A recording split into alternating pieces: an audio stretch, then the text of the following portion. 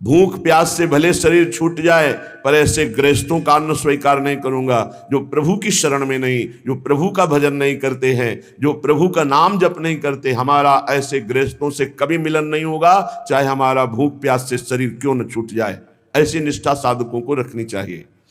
जो पापी का अन्न लेते हैं, आज हम आपको सुनाएंगे उसकी कैसी दुर्गति होती है।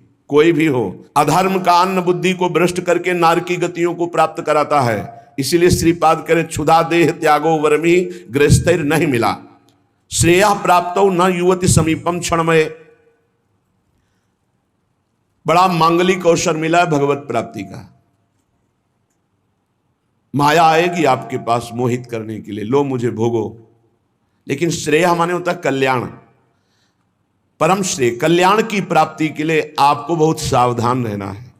माया विविध रूपों में आकर आपको ठगना चाहेगी, बहुत सावधानी की जरूरत। हो सकता है पूरा जीवन सावधान रहे हो, आखिरी आपका बिगड़ जाए। बहुत सावधानी। जिन सुमति जी की कल चर्चा हो, वो ये नरकों की कर रहे थे अपने पिता से, वही सुमति जी ब्रह्म ज्ञान के लिए पूर्ण उद्योग कर रहे थे, पूर्ण प्रयास कर रहे थे। स्थिति बहुत अच्छी बनती जा रही थी। बस बाह्य प्रपंच में इसको सत्यत्व मानने का भ्रम हो गया तो अगला जन्म हो गया। एक सेकंड के भी कर्म का आपको हिसाब मिलेगा। यहां जो आप कर्म कर रहे हैं वो आपको भोगने पड़ेंगे, अच्छे या बुरे। बिना भोग के ये नष्ट नहीं होते। एकमात्र उपाय है, जैसे आपको वकीलों के द्वारा प्रमाणित कर दिया गया कि यहां के वकील है चित्रगुप्त, पूरी सीन सहित आपकी चेष्टाओं को अंकित किया जाता है, वो आपके मन में है, आगे प्रसंग आएगा। और जज हैं यमराज धर्मराज जी, और दंड अधिकारी हैं यमदूत, और दंड विधान जहां होता है उसे कहते हैं नरक। तो जैसे यहां जज ने कानून से अपराध करने वाले को दंड दे दिया, जाओ तुम्हें फांसी की सजा, राष्ट्रपति का अधिकार है, वो पूरा माफ कर सकता है। ऐसे ही राष्ट्रपति हैं भगवान श्री हरि। अहम त्वाम सर्व पापेभ्यो मोक्षयिष्यामि मा शुचा। अगर शुभ अशुभ कर्मों से बचना चाहते हो तो एकमात्र उपाय भगवान की शरण में होकर नाम जप करो, अन्यथा अवश्यमेव भोक्तव्यम कृतं कर्म शुभाशुभम। सुमति जी अपने पिताजी को बता रहे, यमदूत ने कहा, महाराज मृत्यु लोक में मनुष्य जो पुण्य और पाप करता है बारी बारी से उसे भोगना पड़ता है। बहुत ध्यान से सुनोगे तो आपको बड़ी सावधानी प्राप्त हो जाएगी। जो छोटी मोटी गलतियां आप हंसी खेल में करते हैं वो भी आपको दंड भोगना पड़ेगा। ये पाप और पुण्य बिना भोगे नष्ट नहीं होते कि आपने पाप कर दिया और दान दे दिया तो वो पाप कट गया, ऐसा नहीं है। पुण्य का अलग विभाग होगा, पाप का अलग विभाग होगा। अगर काट सकते हैं तो सिर्फ भगवान काट सकते हैं, भगवान का भजन काट सकता है, दूसरा नहीं। लाखों जन्मों में जो तुमने पाप और पुण्य किया है, जो एकत्रित है, उसका नाम है संचित कर्म। संचित पाप और पुण्य। और उससे जब मनुष्य शरीर मिलता है या जो शरीर मिलता है, उससे जो हिसाब निकाल करके कुछ पुण्य और कुछ पाप, उसे प्रारब्ध भोग कहते हैं। फिर यहां कर जो नवीन कर्म किया जाता है उसे क्रियमाण कहते हैं। मनुष्यों के लिए जो उनका जमा हुआ पाप और पुण्य है वो अंकुरित होकर बढ़ता रहता है, ब्याज दर ब्याज। बहुत दुर्गति होती है, इसीलिए बहुत जन्म हम भोगे तो भी अपने संचित कर्म को नहीं भोग सकते। जैसे बीज मिट्टी और जल की आकांक्षा करता है तभी वो उत्तम वृक्ष रूप धारण करता है, ऐसे ही पाप और पुण्य उसे प्रेरित करके पुनः पाप करवाता है, प्रेरित करके पुण्य पुनः पुण्य करवाता है। अगर पाप कर्म में रहती है तो पाप पर पाप, पाप पर पाप, और ये एकत्रित होकर वृक्ष रूप होकर समय स्थान वो निश्चित करेगा। पाप तुम्हें कहां दंड देना है, समय स्थान। बुरी दशा आने के पहले बुद्धि बदली जाती है, उसकी बुद्धि बदल दी गई। आप ना आवे आप पर ताई तहां ले जाए, वो वहीं ले जाएगा, उसी स्थान पर मारा जाएगा, उसी स्थान पर जो दंड उसे मिलना मिलेगा। जैसे आपने छोटा पाप किया तो आपके चलते समय पैर में कांटा चुभेगा और दुख होगा। कांटा निकाला गया, थोड़ी दिन वहां दर्द रहा, खत्म हो गया, आपका पाप क्षय हो गया। छोटा पाप कोई, आगे बताया जाएगा कौन कौन से पाप से कैसे कैसे दंड मिलते हैं। अब अगर आपसे थोड़ा बड़ा पाप बना है तो वही पैर में लोहे की कील बनकर चुभेगा, कांटे की जगह लोहे की कील, अधिक दुख होगा। और बड़ा पाप बना है तो खजूर का कांटा, बड़ा कील, ऐसे आपके पैर में चुभ। बिना पाप कर्म के कहीं भी किसी को कोई भी दुख नहीं हो सकता। सिर में दर्द होना, आजीवन पूरे जीवन सिर का रोग हो गया कि वो दर्द ही होगा 2-4 दिन में, 10 दिन में, पाप का कारण। अपथ्य भोजन, सर्दी सहन न होना, गर्मी सहन न होना, हर समय हृदय जलते रहना, पाप का लक्षण। भिन्न भिन्न पाप भिन्न भिन्न प्रकार के दुख देते हैं दीर्घ काल तक। शस्त्र और अग्नि आदि का भय ये पाप के कारण होता है। अनेक जन्मों के संचित पाप, कोई इसी जन्म के केवल नहीं है, वो केवल मंडराते रहते हैं आकाश में दंड देने के लिए, समय इंतजार करते हैं। जैसे नरक में पड़े हुए जीव तुम देख रहे हो, घोर पाप का फल भोग रहे हैं। केवल दिखाया गया था नरक, जानते हो किस बात से? कल याद होगा, सुमति जी ने पानी पीने जाने वाली गौओं को वैश्य कुल में 7वें जन्म में जन्मे जब थे तो उन्होंने उनको नहीं पीने दिया। इसके अपराध से उनको नरक दिखाया गया था। तो वो यमदूतों से प्रश्न करते जाते हैं और उनका उत्तर यमदूत देते जाते हैं। ये जो तुम देख रहे हो तड़पते हुए जीवों को नरक में, महापापी लोग हैं, अपने पाप का फल भोग रहे हैं। जब कोई पुण्यात्मा होता है तो स्वर्गलोक में जाता है, देवताओं के साथ रहता है, गंधर्व उसका गुणगान करते हैं, अप्सराओं का नाना प्रकार से सुख उठाते हैं। और जब पुण्य भोग क्षीण हो जाता है तो फिर यहां आकर के मनुष्य लोक में अपने कर्मानुसार जन्म लेते हैं। राजन, ये जो तुमने पूछा कि किस किस पाप से पापियों को कौन कौन सा नरक में दंड मिलता है, वो मैं बतला रहा हूं। जो नीच मनुष्य कामना और लोभ के वशीभूत होकर दूषित दृष्टि से हर स्त्री को भोग भाव से देखता है, जिसको देखता है बस काम भाव से देखता है। बोले जो दुष्ट दूषित भाव से माताओं बहनों को भोग दृष्टि से देखता है, तो यहां बड़ी बड़ी चोंच वाले वज्र के समान जिनकी चोंच ऐसे गिद्ध बार बार हजारों वर्ष उनकी आंखों को नोचते और खाते रहते हैं, वो आंखें बार बार होती रहती हैं, बार बार निकालते, यही वहां है कि मरना नहीं है। उनकी दोनों आंखों को वज्र तुल्य नरक के पंछी बार बार निकालते हैं और खाते हैं, और उनके पुनः नए नए नेत्र उत्पन्न हो जाते हैं। इस पापी को पलक झपकने तक के लिए विश्राम नहीं मिलता, निमिष तक के लिए कि थोड़ा चैन मिल जाए, महान दुख होता रहता है। हजारों वर्ष तक उसको इस नेत्र दर्द पीड़ा भोगनी पड़ती है। और फिर जब मृत्युलोक में जन्मता है तो नेत्र रोगी पैदा होता है। वो यहां पैदा होगा नेत्र रोगी, या नेत्र ही नहीं है या नेत्रों में दिखाई नहीं दे रहा, कई तरह के व्यवधान, जिन्होंने नेत्रों का दुरुपयोग किया। अब जिन लोगों ने, जिनको तुम देख रहे हो इनकी जबान काटी जाती है, बार बार जबान नोची जाती है, ये वही लोग हैं जो शास्त्र का गलत उपदेश किए हैं, गलत अर्थ किए हैं, अपनी वासना की पूर्ति के लिए शास्त्र का गलत प्रयोग किए हैं, जो किसी को गलत सलाह दी है तो इनकी जबान बार बार छोटे छोटे हिस्से में तलवार से काटी जाती है। शास्त्र का उल्टा अर्थ बताया, उसकी जबान को वहां हजारों वर्ष काटा जाता है। खिलवाड़ नहीं, प्रश्न उत्तर कर देना। अगर आपका उत्तर गलत है तो आप नरक जाएंगे। प्रश्न करता तो आप पर श्रद्धा करके पूछ रहा है और आपने मनमानी उत्तर दे दिया और वैसा आचरण कर दिया तो उसको पाप नहीं लगेगा, पाप आपको लगेगा क्योंकि आपने आदेश किया है और आपकी दुर्गति हो जाएगी। इसीलिए अनाधिकारी को जब जनक जी महाराज विदेह राज ने पूछा, निमि जी ने नवयोगेश्वरों से कि मैंने यही प्रश्न कर्म के विषय में सनकादि से पूछा था, वो मौन थे, कोई उत्तर नहीं दिया, क्यों? तो बोले उस समय आपका ज्ञान जागृत नहीं हुआ था, आप उस समय अनाधिकारी थे, कर्म का बड़ा सूक्ष्म विषय होता है, इसीलिए मौन थे। ऐसा नहीं कि हर प्रश्न का उत्तर फटाक से दे दे, और वो गलत है अगर उत्तर तो शास्त्र सम्मत नहीं है तो उत्तर देने वाले को नरक का दंड मिलेगा, उसकी जबान हजारों वर्ष वहां काटी जाएगी। जो शास्त्र का गलत अर्थ करता है, जो शास्त्र को अपनी वासना पूर्ति के लिए घुमा करके बोलता है, जो किसी को बुरी सलाह देता है, उसकी जबान यहां काटी जाती है, जो देख रहे हो। और हे सुमति जी, जो वेद की निंदा करते हैं, देवताओं की निंदा करते हैं, संतों की निंदा करते हैं, वैष्णव की निंदा करते हैं, गुरु की निंदा करते हैं, गुरु पर दोष दृष्टि करते हैं, गुरु को वक्र दृष्टि से देखते हैं, क्रोध दृष्टि से, उन सबको यहां भयंकर वज्र तुल्य वाले जिनकी चोंच है, ऐसे पक्षी गिरा गिरा करके उनके अंगों को नोचते हैं, जबान, आंख और उनके शरीर के अंगों को। जितने निमेष तक उनके द्वारा ये जिह्वा जनित पाप हुआ है, उतने 1000 वर्ष तक उनको पक्षी नोचते हैं।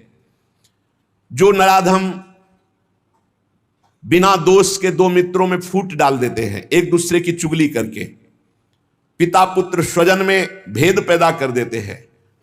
और जो पुरोहित, बहुत ध्यान देने योग्य बात है, अनुष्ठान का संकल्प लेता लेकिन अनुष्ठान पूर्ण नहीं करता, जजमान को क्या पता। जो पुरोहित जजमान से नियत संख्या ले ली धन और अनुष्ठान पूरा नहीं किया, या जो अपनी माता और पिता का अपमान किया, जो अपनी शरणागत अपने अर्धांग विराजमान पाणी ग्रहण की हुई पत्नी का विविध प्रकार से अपमान और शोषण किया, वो यहां आरे से चीरे जाते हैं 1000 वर्ष तक। दिखाया, देखो ये बीच आरे से आराम आराम से एक एक अंग चीरे जाते हैं। उस पुरोहित को भी दंड मिलता है, उस पुत्र को दंड मिलता है जो माता पिता का अपमान, उस पति को दंड मिलता है जो पत्नी का शोषण, उस पत्नी को दंड मिलता है जो पति से छल करती है।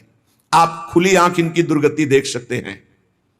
जो दूसरों को कष्ट देने का स्वभाव बना लिया है, बातचीत चेष्टा से कष्ट ही देना है, जो दूसरों की प्रसन्नता में जलते हैं, जो दूसरों की घरों में सोए हुए घरों में आग लगा देते हैं या फसलों में आग लगा देते हैं और उनको प्राणांतक कष्ट देते हैं, उन अधम पापियों को यहां जलती हुई आग में जलाया जाता है। तुम देख लो, तपती हुई बालू डालकर उनको भूना जाता है और यहां आग में उन्हें जलाया जाता है। जो एक जगह निमंत्रण मिला, फिर दूसरी जगह निमंत्रण मिला, तो पहले निमंत्रण वाले को छोड़ करके दूसरे के यहां निमंत्रण पाकर फिर पहले वाले के यहां निमंत्रण पाने गया। ऐसा नहीं है, यह नर्क का कारण बन जाएगा। एक जगह निमंत्रण है, वहां गए, अगर हम भूखे हैं तो भूखे, नहीं मिला तो नहीं मिला, अब दूसरे दिन देखा जाएगा। 2, 3, 4 निमंत्रण, ऐसा नहीं। जो ब्रह्मर्षि किसी देव कार्य के लिए, पितृ कार्य के लिए यजमान के द्वारा निमंत्रित किया गया और वो दूसरी जगह भोजन कर लिया, दूसरे निमंत्रण को स्वीकार करके फिर उसके यहां भोजन करने गया, तो उसको यहां नरक में 2 टुकड़े करने वाला दंड मिलता, बार बार उसके 2 टुकड़े। ये बार बार बहुत जगह भंडारा, बहुत जगह निमंत्रण, ये ऐसा नहीं है। सिद्धांत है, तुम भूखे हो तो एक जगह चले जाओ और अपना पेट भरो, भजन करो। ये नहीं कि 5 जगह चले गए तो खूब दक्षिणा 5 जगह की मिली तो सुन लो। ये तस्मा शास्त्रम प्रमाणम, ये शास्त्र है, मनमानी नहीं। पहले ऐसा कभी ब्रह्म ऋषि जन नहीं करते थे। 5 घरों में भिक्षा मांग लो, या निमंत्रण है तो एक जगह जाके पेट भर लो जो रूखा सूखा मिले। ये 14 जगह भंडारा, 14 जगह निमंत्रण, तो उसकी व्यवस्था है। ये नरकगामी बना देगा, बुद्धि भ्रष्ट हो जाएगी। जो सदैव कड़वी बातें बोलकर लोगों के दिल पर चोट पहुंचाते रहते हैं, कुछ लोगों का ऐसा स्वभाव होता है, जब बोलेंगे तो हृदय की पीड़ा प्रकट हो ही जाए, ऐसा उनका है। ऐसे हैं वो, ऐसे बोलते हैं कि अत्यंत पीड़ा दे। ऐसा करने वालों को यहां के पक्षी टूट पड़ते नरक में लाते हैं, नोच नोच करके उनको खाते हैं। जो यहां किसी की चुगली करता है, उसकी जिह्वा तेज छुरे से बार बार ऐसे ऐसे चीरी जाती है, फिर पूरी हो जाती है, फिर चीरी जाती है। जिन्होंने उद्दंडतावश अपने पूज्य जनों का अनादर किया, उनको मारा पीटा, गुरुजनों को, अपने गुरु को, माता को, पिता को, बाबा को, पितामह को, ये पूज्य जन है, ये गुरु के समान पूज्य है। जो अपने गुरुजनों को, पूज्य जनों को अनादर करता है, दंड देता है, मारता है, पीटता है, वो देखो ये कुंड बने हैं विष्ठा के, पीब के और मूत्र के। मूत्र का कुंड, विष्ठा का और पीब का, नीचे करके मुख उन्हीं कुंडों में डाल दिया जाता है, ऊपर से पैक कर दिया जाता है। हजारों वर्ष वही खाओ वही सड़ो, कितना भयानक कष्ट है।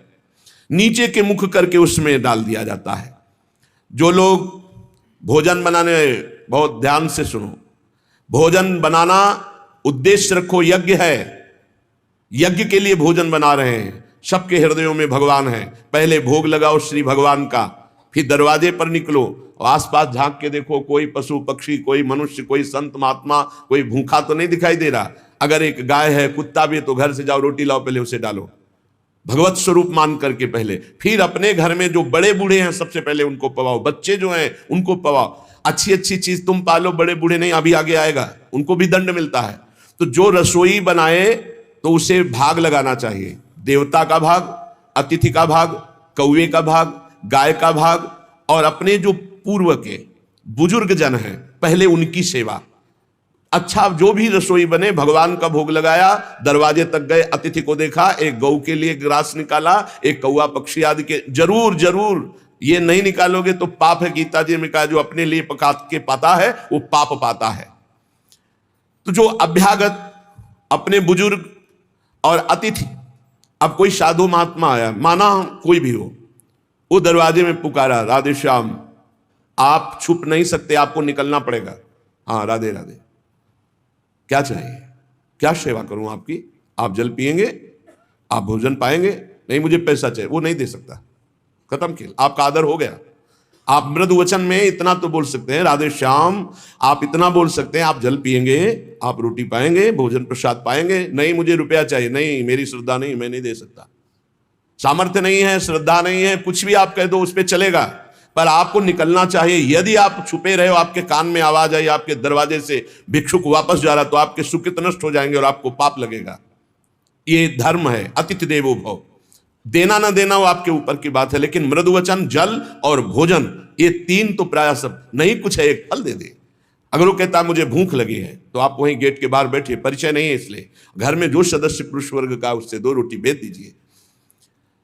जो दुष्ट आए हुए अतिथि का अपमान कर देता है, अतिथि देवो भव, बड़ी महिमा ग्रस्त धर्म में अतिथि सेवा, साधु सेवा की, उसे यहां पीब चाट चाट के पवाई जाती है नरक में, उनका बुरा हाल होता है। बहुत सावधानी, इसीलिए धर्मात्मा पुरुष एक एक कार्य को बहुत धर्मपूर्वक, जो यहां दूसरे के भाग का अपहरण कर लेते हैं। पंगत में एक ही भोजन चलना चाहिए, ऐसा नहीं छुपा होना चाहिए कि 10 लोगों को और 10 लोगों को और। घर में ऐसा छुपाव नहीं होना चाहिए कि बूढ़ा बुढ़िया के लिए सूखी रोटी दाल और आप गर्मा गर्म हलवा और अच्छे अच्छे पदार्थ पा रहे हो। जो ऐसा भेद करके भोजन करता है, मुखिया मुख सो चाहिए, खान पान सो एक। जिसके घर में समर्पित नौकर हैं उनको भी वही भोजन पवाओ जो तुम पाते हो। ऐसा नहीं हो सकता कि तुम बढ़िया बढ़िया और फिर निकृष्ट भोजन उसको, ये तुम्हारा पाप बन रहा है। सबके हृदय में भगवान है, भोजन वही, तुम भले बचा खुचा पालो, घर के मालिक हो, लेकिन सेवकों को, बालकों को, वृद्धजनों को, अतिथि जनों को भरपूर। ये धर्म का ज्ञान अगर नहीं है तो फिर कह रहे हैं कि शरीर बड़ा भयानक मिलता है और मुंह सुई की नोक के बराबर होता है। अब वो इतना भूख से व्याकुल होता है, पर उसको खाने को क्या मिलेगा? वही गंदी चीज और सुई की नोक के, और हाथी जैसा शरीर, और भूख से वो तड़पता रहता है। ऐसा हजारों वर्ष नरक में मिलता है। जो लोग पंक्ति में ब्रह्म ऋषियों को, वैष्णवों को बैठाल दिया, जैसे कई कि अपने रिश्तेदार आए तो पुआ पूरी हलवा, और अगर साधु महात्मा आए तो हृदय में जलन हो रही है। ऐसा भक्त चरित्रों में पाया गया है कि भक्तजन आए तो देख करके जलन पैदा हो गई और कहा हम बीमार हैं, हमसे नहीं हो पाएगा। और जब उनका भाई आया तो पुआ खीर और सब चकाचक, तो भक्त आए तो उन्होंने कहा हमारे रिश्तेदार भक्त आए तो तुम्हारा शरीर दर्द कर रहा था, और जब तुम्हारे भाई आए तो तुम, तो बोले रिश्तेदार ऐसे चले जाएंगे? नहीं तो संत वैष्णव ऐसे चले जाएंगे। पूरी पुआ खीर सब संतों को पवाया, और जो खिचड़ी आज स्वयं बनाई थी वो पवाया उनके रिश्तेदारों। जो ब्रह्म ऋषियों को निमंत्रण करके, साधु वैष्णव को पंक्ति में बैठाल करके अपने लिए अच्छा भोजन, देखो बहुत सावधानी। हरिराम व्यास जी ने जब देखा उनकी पत्नी दूध परोस रही थी, उनके उसमें मलाई गिर गई तो नाराज हो गए और कहा ये पति है शरीर इसलिए मलाई गिरा दी, जाओ आज से सेवा से त्याग। हमारे पति ये संत जन है, संत जनों के आगे मलाई क्यों नहीं गिरी? दूध की मलाई हमारे आगे ही क्यों गिरी? क्योंकि हरिराम व्यास रूपी शरीर तुम्हारा पति है, इसलिए मैं तुम्हारा त्याग करता हूं, आज से सेवा में तुम्हारा अधिकार नहीं। यद्यप उनका ऐसा भाव नहीं, लेकिन कितने, इसीलिए सावधान। अब अपने घर वालों के लिए अच्छे अच्छे लिए और संत महात्मा वैष्णव अतिथि के, तो बोले उसे दंड मिलता है। नरक में ला करके उसे विविध प्रकार से सताया जाता है। जब कोई अर्थार्थी शरणागत तुम्हारी शरण में आ जाए और तुम उसके साथ धोखा करो तो यहां भी दंड मिलेगा और वहां भी दंड मिलेगा। एक पूज्य भाई जी से हनुमान प्रसाद पोद्दार जी ने घटना लिखी कि मैं नाम खोल करके नहीं कहूंगा क्योंकि उनके पारिवारिक जनों को दुख होगा। मेरे परिचय के थे भाई जी महाराज के, मेरे परिचय के थे, गांव भी लिखा है, गांव का नाम भी लिखा है कि वो मेरे परिचय के थे और दो भाई थे। उनमें से किसानी का कार्य होता था। किसानी के बहुत पुरानी घटना नहीं है भाई जी महाराज कह रहे, कुछ वर्ष की है, यह अक्षरशः सत्य है। ये कोई हम कथा नहीं कह रहे, हम जानबूझ करके पता नहीं दे रहे हैं। मुझे जिला गांव सब पता है। वो कृषि कार्य करते थे, गृहस्थी का कार्य किसानी से पूरा होता था। उनके पास एक बैलों की जोड़ी बहुत सुंदर थी और एक बैल, दो भाई थे। एक दिन संध्या काल के समय जो व्यापारी थे बैलों के, उनको पता चला गांव में इन दो किसानों के पास बहुत सुंदर दो जोड़ी बैल हैं, एक जोड़ी से उनका काम चल सकता है, आप प्रयास करेंगे तो एक जोड़ी बेच देंगे। अर्थ है आपकी शरण में आया है तो आपको अपने प्राणों की बलि चाहे देनी पड़े, उसकी हानि नहीं होनी चाहिए, शरणागत की हानि नहीं होनी चाहिए। अगर हानि हो गई तो नरक की गति मिलेगी और यहां भी दंड मिलेगा तत्काल। ये महत् पाप है, शरणागत का त्याग महत् पाप है। अब वो दो व्यापारी थे, अब वो कई बैल खरीदना बेचना उनका काम था। वहां आए और उस समय 12,000 रुपए की जोड़ी तय की। उनको बहुत अर्थ लगा, 12,000 रुपए मिल रहे, दो से काम चला लेंगे, फिर गौवे हैं बछड़े हो जाएंगे, फिर काम चलेगा। 12,000 रुपए ये देंगे और ये व्यापारी हैं, उनके पास थैला भी था तो और भी रुपए होंगे। संध्या का समय था, व्यापारी ने कहा कल सुबह हम बैल लेकर चले जाएंगे, आज रात हम तुम्हारे यहां सो जाएं। रात्रि हो रही, उनके मन में तुरंत चलने लगा दोनों किसान भाइयों के। उन्होंने कहा हाँ हाँ बहुत आराम से खाइए पिए, आपका घर है। उनका आज रात्रि हम आपकी शरण में हैं, आप हमारे और हमारे धन की रक्षा कीजिए, कल सुबह हम 12,000 आपको देकर आपके बैल लेकर चले जाएंगे। अब एक तो अतिथि, दूसरे शरणागत। रात्रि में अच्छा भोजन पवाया और बारंडे में लिटा दिया। घर घर के बाहर चौपार होती थी, जिसे बारंडा कहा जाता है उसे चौपार कहा जाता है। वो 8-9 बजे शयन कर गए। कहीं कहीं बरोठा कहा जाता है, कहीं बारंडा कहा जाता है, कहीं चौपार कही जाती है। अब दोनों ने अपनी पत्नी से विचार किया कि अगर इन दोनों को मार दिया जाए तो बैल भी नहीं जाएंगे, 12,000 तो मिलेंगे भी, और भी व्यापारी है, पैसा इसके पास है, बहुत आनंद रहेगा। ये भाव बिल्कुल नाशकारी, क्योंकि उस शरण में है तुम्हारी, वो अतिथि है, बिल्कुल। ये तो मतलब लोक परलोक तत्काल नष्ट कर देता है, तत्काल। इसे महत् पापों में कहते हैं। और महत् पाप तत्काल प्रभाव दिखाता है, तत्काल। वो ऐसा नहीं कि नरक जाओगे वो बाद की बात, तत्काल तुम्हें दंड देगा। ये महत् पाप तत्काल दंड देता है। उनके हृदय में हत्या करने का पूरा विचार बन गया, पाप भरी योजना। पत्नी उनकी सहयोगी हुई तो पत्नी ने कहा पहले लाश गाड़ने की व्यवस्था तो सोचो, घर में तो गाड़ी नहीं जा सकती। तो उनका हमारा खेत है बगल में गन्ने का, हम दोनों जा रहे हैं और एक ही गड्ढे में दोनों को दबा देंगे, इनके नाप का गड्ढा खोद के अभी आते हैं हम। वो अति शीघ्र गन्ने के खेत में जाके गन्ना काट के और गड्ढा खोदने लगे। दैव योग से एक पड़ोसी को सोच लगी, भगवान का विधान होता, जाको राखे साइया मार सके न कोई। वो सोचा बगले में गन्ने का खेत है, यहीं निपट लेते। पहले शौचालय तो हुआ नहीं करते थे, गांव के बाहर खेतों में दूर जाना होता था। अब वो गन्ने के खेत में बगले में जाके, अब ये बोले इतने में दो आ जाएंगे। उसको लगा ये रात्रि में क्या प्लान बना रहे हैं। नजदीक गए, बोले देखो एक को नीचे कर देंगे, एक को ऊपर कर देंगे। बोले कहीं पाप तो नहीं हो रहा। बोले 20,000 रुपया उसके पास है, तुम पाप की सोच रहे हो। उनको जो सोच गया था उसकी सोच तो हो गई। उसने सोचा कोई घटना हो रही। तो उनका दोनों को मार करके इसी में गाड़ देंगे, 2 गड्ढे खोदने की जरूरत नहीं। अच्छा 2 हैं और देखो कोई जानेगा नहीं, बरूठे में ही तो पड़े हैं और सो गए होंगे। फौरन उसने जल से पवित्र हुआ, भागा उनके घर में गए, पड़ोसी ही था, वहां दोनों को जगाया और कहा अभी चलो हमारे साथ, कहाँ तुम्हारा पैसा ले लो। और वो भगवान की प्रेरणा से बचाने के लिए तो उनको संशय भी नहीं हुआ, फौरन अपने झोला लिए जिसमें रुपया रखे थे और वैसे ही गद्दा बिछा हुआ, वैसे ही रजाई रखी हुई, अपने घर में ले गए और कहा इन दोनों भाइयों ने मारने का प्लान और गड्ढा खोद दिया है, चुप यहीं शांत में। और उनके दोनों के एक लड़के थे जो नौटंकी देखने गए थे गांव के। कर्म बड़ा निकृष्ट संकल्प किया था, इसलिए पाप कर्म प्रेरित करके उन लड़कों के मन में है कि हमें नाटक अच्छा नहीं लग रहा, छोटे जगह चलो यार, हमें अच्छा नहीं लग रहा, हमें सोने का मन है। दोनों मस्ती से बातचीत करते हुए आए तो देखा बरोठे में गद्दा बिछा है और रजाई। तो उनका शायद माता पिता ने सोचा हो कि रात्रि में पता नहीं कभी आएंगे तो दरवाजा खोलना पड़ेगा, यहीं सो जाते हैं। दोनों मुंह ढक करके उसी में सो गए। अब वो दोनों, भगवान का विधान बड़ा विचित्र होता है, दोनों गड्ढा खोद करके आए, अपनी पत्नी से कहा काम हो गया, गड़ासा निकाल।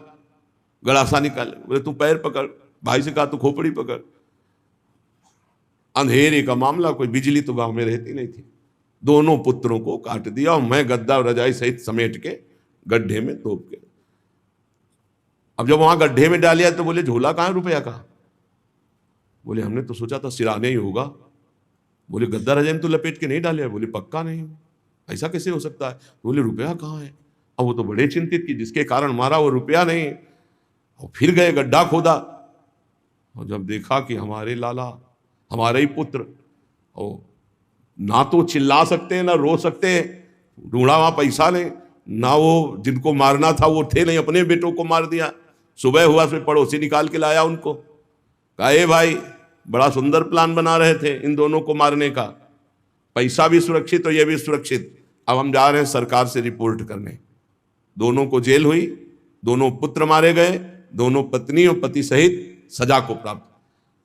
अगर शरणागत है, कोई धन लिए हुए है, आपके समीप आया हुआ है और आप थोड़ा भी लालच करके उनका अहित करना चाहते हैं तो शरणागत का अहित सोचना मात्र अहित कर दिया, ये तो यहां दंड मिला, पूरा जीवन बर्बाद हो गया, पूरा जीवन बर्बाद हो गया। पति पत्नी जेल में, लड़का मार डाला, रह क्या गया, सब बर्बाद, और अब नारकी गति भी होगी। तो कह रहे हैं जो आए हुए शरणागत के साथ छल करता है तो यहां थूक, खखार, बिष्ठा, इसके कुंड बने हैं, इनमें डाल दिया जाता है, आनंद लो।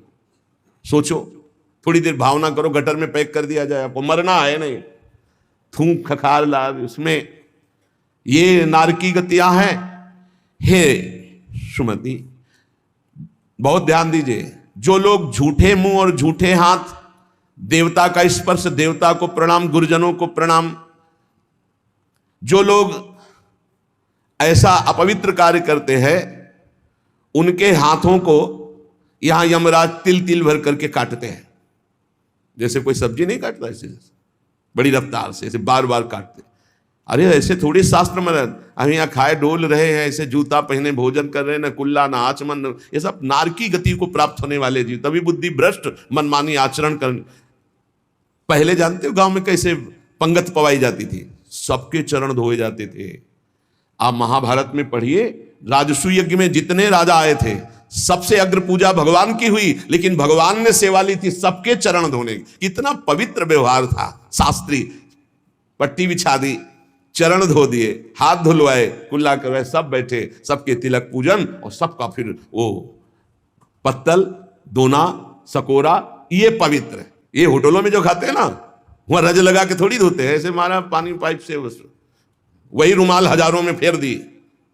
अब मतलब किसको है, जब वो कौन सा भोजन कहते हैं जिसमें सब ऐसे ले लेकर पाते हैं। हाँ, अब हमें तो कहना भी नहीं आता।